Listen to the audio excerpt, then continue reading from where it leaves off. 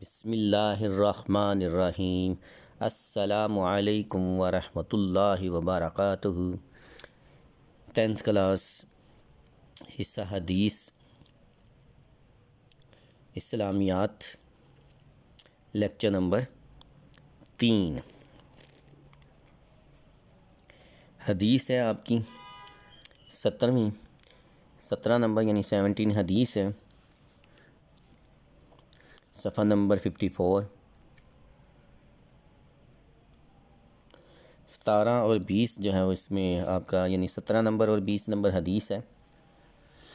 پہلے 17 دیکھیں۔ من جس نے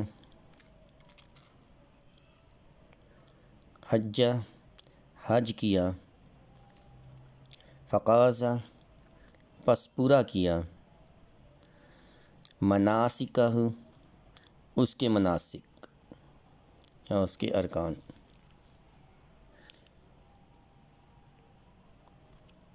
وسلم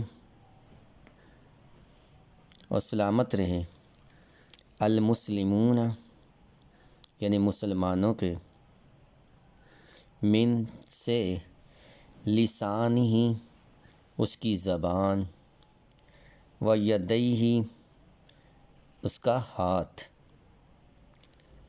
غفر لہ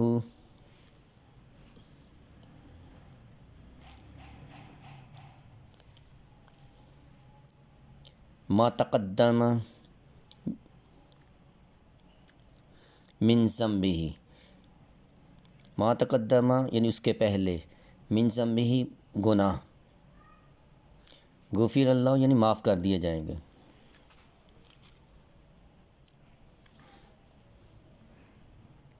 جس نے بیت اللہ کا حج اور اس کے مناسک پورے کیے یعنی پورے ادا کیے، اور مسلمان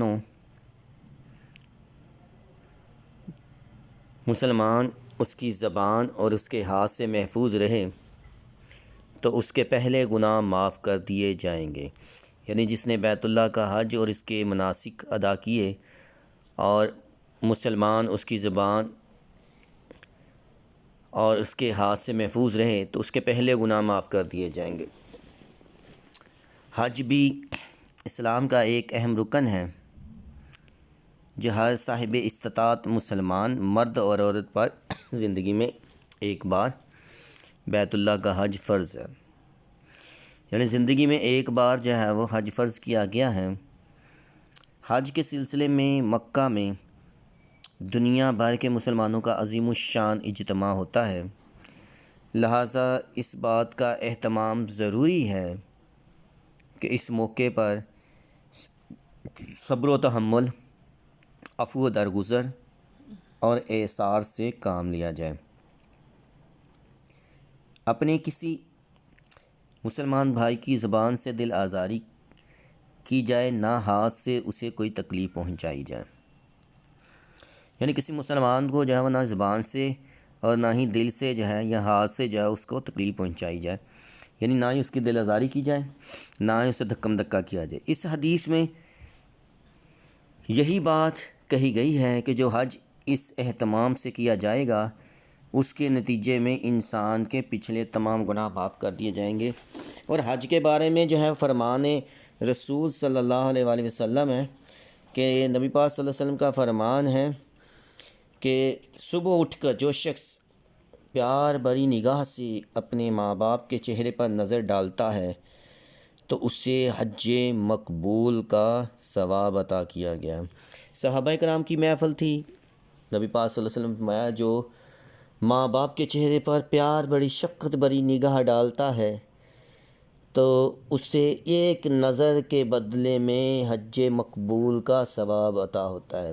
اب انسان لاکھوں روپیہ خرچ کر کے بیت اللہ شریف جاتا ہے لیکن کسی چیز کی گارنٹی نہیں کہ وہ قبول ہوگا کہ نہیں ہوگا۔ گھر میں غریبوں کے لیے نبی پاک صلی اللہ علیہ وآلہ وسلم نے ایک ایسا انتظام فرما دیا کہ گھر میں ہی ماں باپ کے ساتھ حسن سلوک کرو، ماں باپ کے چہرے پر پیار بھری نگاہ ڈالو تو حج مقبول یعنی قبول حج کا ثواب ہے، حج مبرور کا ثواب عطا کیا گیا ہے، یعنی قبول حج کا جو ہے وہ ثواب عطا کیا گیا ہے۔ اور یہ شان نبی پاک صلی اللہ علیہ وآلہ وسلم نے غربا اور مساکین کے لیے یہی رکھا ہے۔ صحابہ کرام بیٹھے تھے، یا رسول اللہ صلی اللہ علیہ وآلہ وسلم، کیا زندگی میں ایک بار ہی ایسا کیا جا سکتا ہے یا دن میں ایک مرتبہ ہی ایسا کیا جا سکتا ہے؟ صحابہ نے پوچھا، یا رسول اللہ صلی اللہ علیہ وسلم، کیا دن میں ایک مرتبہ ایسا کیا جا سکتا ہے؟ آپ صلی اللہ علیہ وسلم نے فرمایا، نہیں، دن میں جتنی بار بھی شفقت بھری نگاہ ڈالو گے اللہ تبارک و تعالیٰ کی ذات سے اتنا ہی حج مبرور کا ثواب پاؤ گے۔ یہ تو ہمارے عمل میں کوتاہی ہے، عمل میں سستی ہے، عمل میں جو ہے وہ لاپرواہی ہے۔ نبی پاک صلی اللہ علیہ وسلم کا ارشاد ہے، جس نے بیت اللہ کا حج کیا اور گناہ اور نافرمانی کا مرتکب نہ ہوا تو وہ گناہ سے اس طرح پاک ہو گیا جیسے اس کی ماں نے اسے آج ہی جنا ہو، آج ہی پیدا کیا ہو۔ اور ہمارے ہاں یہ رواج عام دیکھا جاتا ہے، لوگ بڑھاپے میں جا کے حج کرنے کو ترجیح دیتے ہیں۔ اب بڑھاپے میں کون جائے گا حج کرنے، کس کو کیا پتہ؟ آگاہ اپنی موت سے کوئی بشر نہیں، سما ہے 100 برس کا پل کی خبر نہیں۔ نہ جانے کون سا سانس آخری ہو جائے۔ جوانی کی عبادت رب کو بہت عزیز ہے، تو اس لیے جوانی میں جو حج کیا جاتا ہے اس کی بڑی فضیلت ہے۔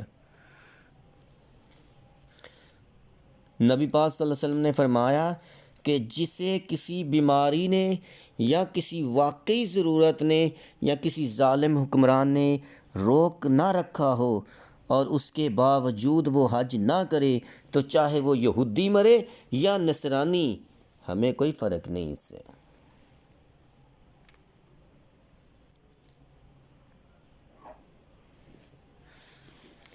لوگوں پر یہ اللہ تعالیٰ کا حق ہے کہ جو اس گھر تک پہنچ سکتا ہے وہ اس کا حج کرے، اور جس نے کفر کی روش اختیار کی تو وہ جان لے کہ اللہ تعالیٰ سارے اہل جہاں سے بے نیاز ہے۔ یہ سورہ آل عمران آیت نمبر 97 میں رب العزت کا فرمان ہے، یہ اللہ تعالیٰ کا ارشاد ہے۔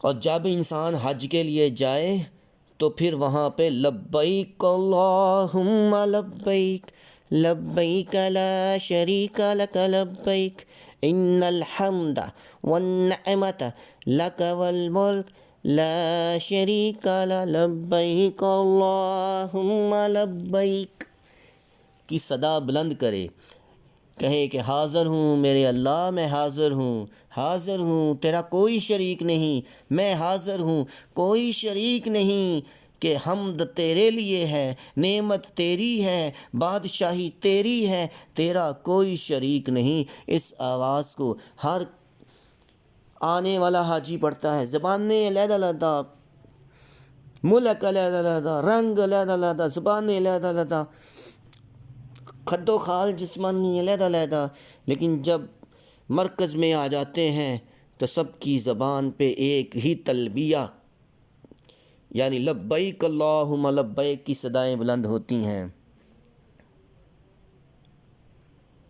اللہ اکبر لا الہ الا اللہ اللہ اکبر وللہ الحمد کی صدائیں بلند کی جا رہی ہوتی ہیں۔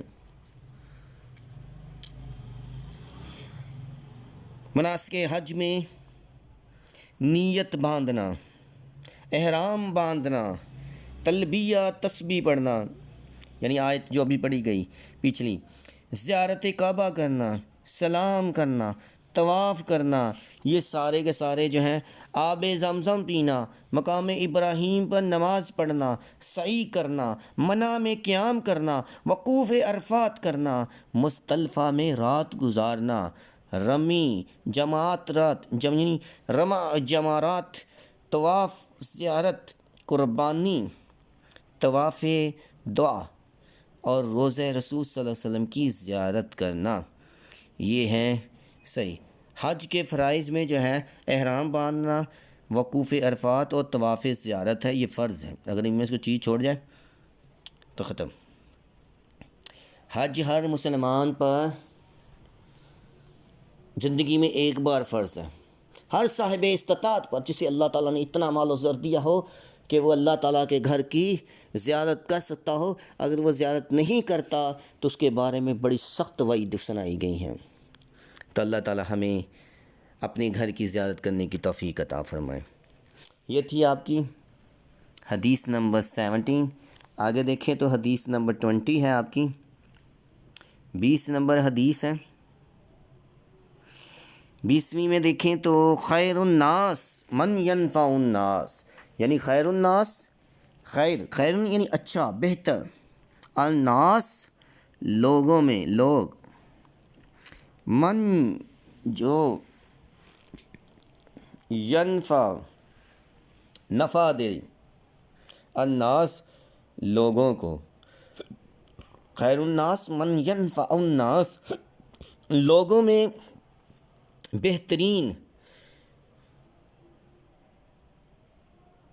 لوگوں میں اچھا وہ ہے جو لوگوں کو نفع دیتا ہے۔ قرآن کریم فرقان حمید میں ارشاد ہے کہ اس دنیا میں عزت اور کامیابی انہی لوگوں کو نصیب ہوتی ہے جو خلق خدا کو فائدہ پہنچاتے ہیں، یعنی جو خلق خدا یعنی اللہ تعالیٰ کی مخلوق کو فائدہ پہنچاتے ہیں، یعنی نفع پہنچاتے ہیں، اور انسانیت کی فلاح و بہبود کے لیے اقدامات کرتے ہیں، یعنی فلاح و بہبود یعنی بھلائی اور خیر خواہی کے لیے یعنی کوشش کرتے ہیں۔ اس حدیث میں اسی بات کی وضاحت کی گئی ہے، لہٰذا ہمیں چاہیے کہ تعلیم کے ذریعے بھی لوگوں کو نفع پہنچائے، یعنی تعلیم کے ذریعے جو ہے انہیں جو ہے وہ نفع یعنی فائدہ پہنچائیں۔ ماحول کو صاف ستھرا رکھنا بھی انسانی بہبود کے لیے ضروری ہے کہ ماحول کو صاف ستھرا رکھا جائے، ماحول کو صاف ستھرا رکھنا بھی انسانی بہبود کے لیے ضروری ہے۔ پڑوسیوں کا خیال رکھنا کہ ہمسایہ جو ہے وہ آپ کی وجہ سے تنگ نہ ہو، اس کے آرام و سکون کا خیال رکھنا، ایون کہ یہاں تک کہا جاتا ہے کہ اپنے گھر کی دیوار اونچی کرنے سے پہلے اپنے ہمسائے سے پوچھ لو آیا کہ اسے کوئی اس سے دقت تو نہیں ہوگی، اس کی گھر کی روشنی تو نہیں کم ہو جائے گی، اس کے گھر میں ہوا کا عمل دخل تو نہیں رک جائے گا۔ ان چیزوں کو ملحوظ خاطر رکھتے ہوئے آگے بڑھنا چاہیے۔ انہیں اذیت و تکلیف میں مبتلا ہونے سے بچانا بھی ان کے حقوق کی پاسداری ہے، یعنی ان کے حقوق کو نبھانا ہے اور انہیں فائدہ پہنچانا ہے۔ درخت لگانے سے ماحول کی آلودگی کو کم کیا جا سکتا ہے۔ جب ہم درخت لگاتے ہیں تو ظاہر سی بات ہے، درخت لگایا جاتا ہے تو آکسیجن درخت پیدا کرتا ہے، کاربن ڈائی آکسائڈ وہ کھاتا ہے۔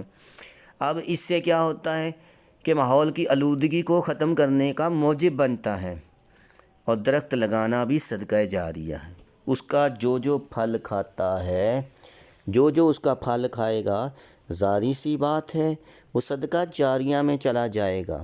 جو اس درخت کی آکسیجن سے یعنی کہ مستفید ہوگا، جس نے اسے لگایا ہے، یہ اس کے لیے صدقہ جاریہ بنتا چلا جائے گا۔ اور اسی طرح ہی جو اس کی چھاؤں میں بیٹھیں گے، جو پرندے وہاں پہ آ کے ذکر و اذکار کریں گے، وہ اس کے لیے صدقہ جاریہ بن جائے گا۔ درخت بارش کا سبب بنتے ہیں اور ہوا کو صاف کرتے ہیں۔ ان سب پہلوؤں سے مخلوق خدا کی خدمت کرنا خیر الناس بننے کا بہترین طریقہ ہے۔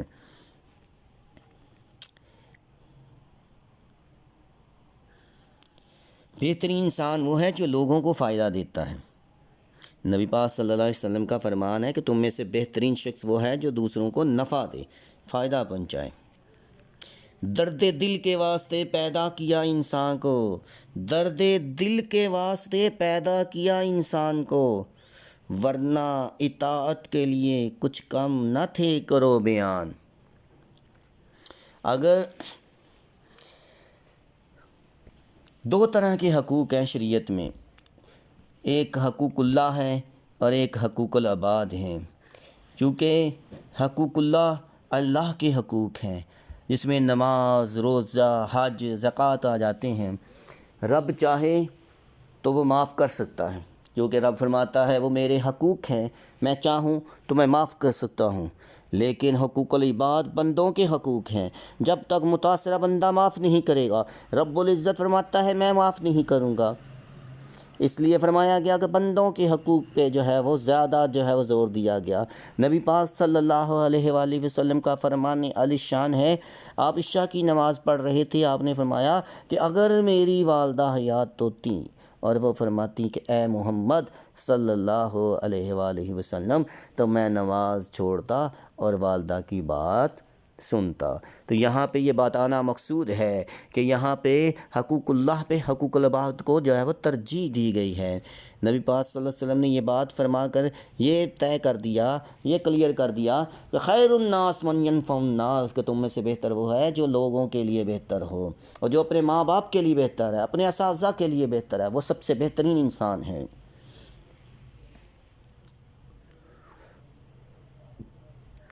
صحابہ کرام کی زندگی ہمارے لیے مشعل راہ ہے۔ ایک جنگ میں زخمی مجاہدین کا زخمیوں اور پیاس سے برا حال تھا۔ ایک شخص پانی لے کر آتا، ایک زخمی مجاہد پانی پینے کے لیے پیالہ ہاتھ میں اٹھاتا ہے کہ قریب سے ایک اور زخمی کے کڑھانے کی آواز آتی ہے، چیخنے کی آواز آتی ہے، درد سے آواز نکلتی ہے۔ وہ مجاہد پیالہ اس شخص کے حوالے کرتا ہے کہ میرا وہ بھائی مجھ سے زیادہ ضرورت مند ہے۔ وہ پانی لے کر دوسرے مجاہد کے پاس پہنچتا ہے، وہ پانی پینے لگتا ہے تو ایک تیسرے زخمی کی آواز آتی ہے، وہ پانی وہیں چھوڑ دیتا ہے، وہ شخص اس مجاہد کے پاس پہنچتا ہے، وہ پانی پینے لگتا ہے کہ ایک چوتھے زخمی کی آواز سن کر پانی اسے پہنچانے کو کہتا ہے۔ چنانچہ پانی پلانے والا چوتھے مجاہد کے پاس پہنچتا ہے، لیکن وہ دم توڑ چکا ہوتا ہے۔ پھر وہی شخص باری باری پہلے تینوں مجاہدوں کے پاس آتا ہے، لیکن وہ بھی دم توڑ چکے ہوتے ہیں، اور یوں یہ نفوس قدسیہ ایثار و قربانی کی بے نظیر مثال پیش کر جاتے ہیں۔ معاشرہ افراد کے مجموعے کا نام ہے۔ اللہ تعالیٰ نے انسان کو دوسرے انسان سے ہمدردی کے لیے پیدا فرمایا، احساس کے لیے پیدا فرمایا۔ اگر انسان سے انسانیت ختم ہو جائے تو انسان پیچھے بچتا ہی نہیں ہے۔ کسی نے کیا خوب فرمایا ہے، درد دل کے واسطے پیدا کیا انسان کو، درد دل کے واسطے پیدا کیا انسان کو، ورنہ اطاعت کے لیے کچھ کم نہ تھے، کرو بیان۔